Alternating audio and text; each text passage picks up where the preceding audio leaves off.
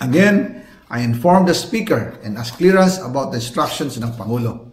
At ang sabi niya, wala tayong magagawa.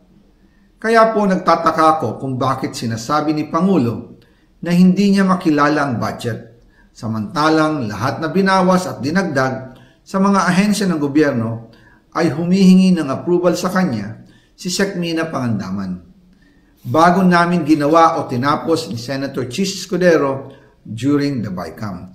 Sinabi pa ni Sec. Mina, everything is cleared with the President. Basta importante, pasok ang pondo na request ng Pangulo.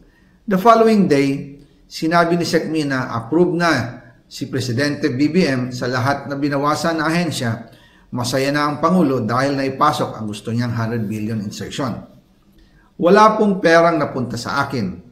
Lahat po ng insertion napunta sa ating Pangulo at Speaker Martin Romualdez.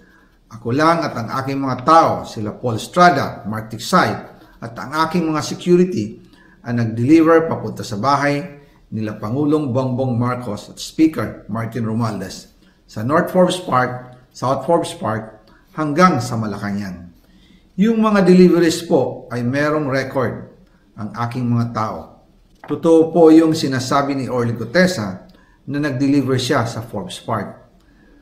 Totoo din po ang sinasabi ni Orly Gutesa na nag-deliver siya sa Malacanang nung siya ay nasa Senado.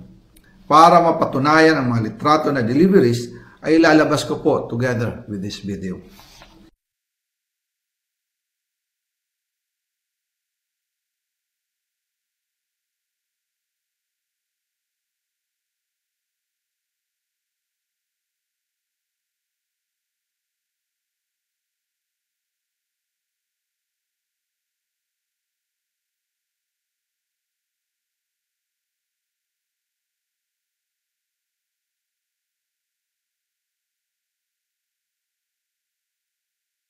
After po ng approval ng budget sa General Appropriations Act of 2025, nagtanong po ako sa DPWH kung magkano ang kailangan na ibigay sa Office of the President o ang SOP na bigayan.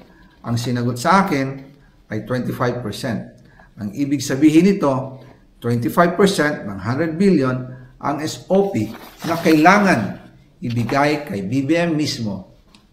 In total, 25 billion ang napunta kay Pangulong Bongbong Marcos. Kaya ngayon ay hinahamon ko si Ombudsman Remulla kung seryoso talaga siya sa mga sinasabi niya sa kanyang press release na idadamay niya pati si Martin Romualdez kung magbibigay ako ng ebidensya. Patunayan niya ngayon ang pronouncement niya. Imbestigahan niya ang fraternity Brad at ang kanyang kaibigan na si Speaker Martin Romualdez kung talagang tutupad siya sa tungkulin niya. Imbestigahan din niya si President Bongbong Marcos.